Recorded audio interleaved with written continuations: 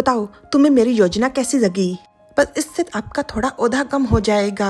जवाब में मुग्धन झूठा फल उसके मुंह पर मारता है और एक जोरदार थप्पड़। थोड़ी सी पिटाई करने के बाद मुग्धन कहता है कि वो कभी भी किसी भी हाल में सम्राज्ञी बनने के बाद अपना ओधा नहीं कम होने देगा। तो गोयक कहता है तो फिर जल्द से जल्द सम्राज्ञी के महल वापस लौट जाओ और अपना ओहदा स्वीकार करो। अगर आप इसी तरह से करते रहे तो हमारा तीसरा बच्चा नाजायज कहलाएगा, उसे अपने बड़े भाई बहन की तरह कोई भी अधिकार नहीं मिलेगा। ये बात सुनकर मुग्धन को गुस्सा आ जाता है और वो मन में कहता है, मैंने अपनी दासी से सुना है कि सारे राजमहल में अफवाहें हैं कि सम्राज्ञी एक लड़का है। हाँ ये सच है, पर फिर भी काफी समय तक तो लोग ये भी कहते रहे हैं कि मेरे पिता की वजह से मुझे हटा देना चाहिए। आखिरकार मैं इन सब चीजों से बाहर निकला था और सम्राज्ञी की जय हो। मुग्धन सम्राज्ञी के कपड़ों में अपने ओहदे को स्वीकार करते हुए गर्भवती रूप में राज दरबार पहुंचता है, जहां पर सभी दरबारी उसको प्रणाम करते हैं। गोयक हैरानी से कहता है, सम्राज्ञी आप यहाँ आइए, बैठिए। सब लोग उसको ऐसे गर्भवती देखकर चौंक गए थे। आप माँ बनने वाली हैं, आपको अपनी सेहत का ध्यान रखना चाहिए। आपको इस तरह से यहाँ नहीं आना चाहिए था। ऐसा लग रहा है कि आपका पेट तो और भी बड़ा हो गया है। गोयक की हरकतों से मुग्धन को बहुत ज्यादा गुस्सा आ रहा था, क्योंकि ये मुग्धन का असली पेट नहीं था और गोयक को बिल्कुल भी एहसास नहीं हो रहा था। दरबारी आपस में बातें करने लग जाते हैं। लोग तो कहते थे कि ये लड़का है, ये तो गर्भवती है।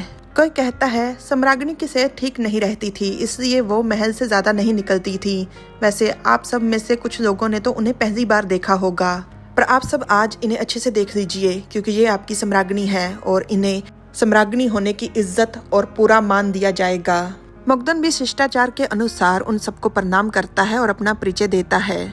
दरबारी भी कहते हैं कि हमें आपसे मिलकर बहुत ही खुशी हुई। मुग्धन कहता है, आप सब ने अफवाहें सुनी ही होंगी कि मैं एक लड़का हूँ, पर एक लड़का चाहे जितना मर्जी अपने पति से प्यार करे, वो कभी भी उसके वंश को आगे नहीं बढ़ा सकता। पर मैंने राज परिवार के 2 बच्चों को जन्म दिया है और तीसरा बच्चा मेरे पेट में पल रहा है।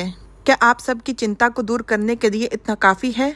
सभी दरबारी घबरा जाते हैं। मौके का प्रधानमंत्री बात को संभालते हुए कहता है, हम सब तो बस राज परिवार और इस देश के मामूली से नौकर हैं। हम सबको हमेशा चिंता लगी रहती है राज परिवार और इस देश के भविष्य की, और इस चिंता में हम लोग कभी कभी चिंता की वजह भी बन जाते हैं। परंतु आपने सम्राज्ञी होने के सारे फर्ज और कर्तव्य निभाए हैं। वह कहता है, आप सबको जो फालतू की बहस शुरू करने की जरूरत ही क्या थी? हम तो पहले ही परेशान रहते हैं सम्राज्ञी के बेरुखे व्यवहार के कारण।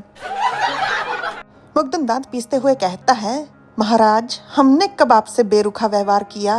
कोई कहता है, क्या हुआ आप भूल गए? हाल फिलहाल आप ही तो हर समय हमें नोचने के लिए तैयार रहते हैं। सारे दरबारी हैरानी से उनकी तरफ देख रहे थे। मुग्धन गुस्से में चिढ़कर बैठ जाता है और गोयक हंसते हुए कहता है, इसी तरह से अक्सर हमारे साथ व्यवहार होता है। एकदम से मुग्धन उठता है और कहता है, हमने सम्राट के साथ दुर्व्यवहार किया है, उनकी भावनाओं को ठेस पहुंचाई है, तो हमारे लिए सजा तो बनती है। सजा के तौर पर हम सम्राज्ञी का महल छोड़ राजमहल के बाहर वाले महल में रहेंगे। गोयक फिर से अपने पैर पर खुद ही कुल्हाड़ी मार चुका था। वो बहुत कोशिश करता है मुग्धन को रोकने की, पर मुग्धन अपनी बात पर अटल रहते हुए वहाँ से चला जाता है।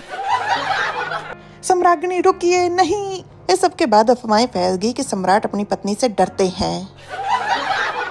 गोयक ने इतनी मेहनत कर सम्राज्ञी के महल में लौटने के लिए मुग्धन को मनाया था और एक ही झटके में वो वापस पहुंच गया।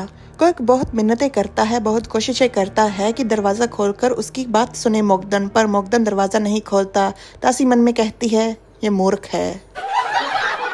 और गोयक दरवाजे के बाहर रो रहा था। रात के समय मुग्धन को नींद नहीं आ रही। वो मन में कहता है, कितने समय के बाद आज मैं अकेला सोने की कोशिश कर रहा हूँ, मुझे नींद नहीं आ रही।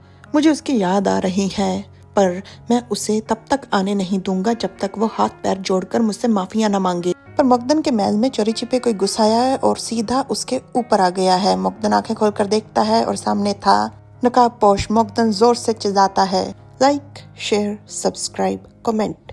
Thanks for watching.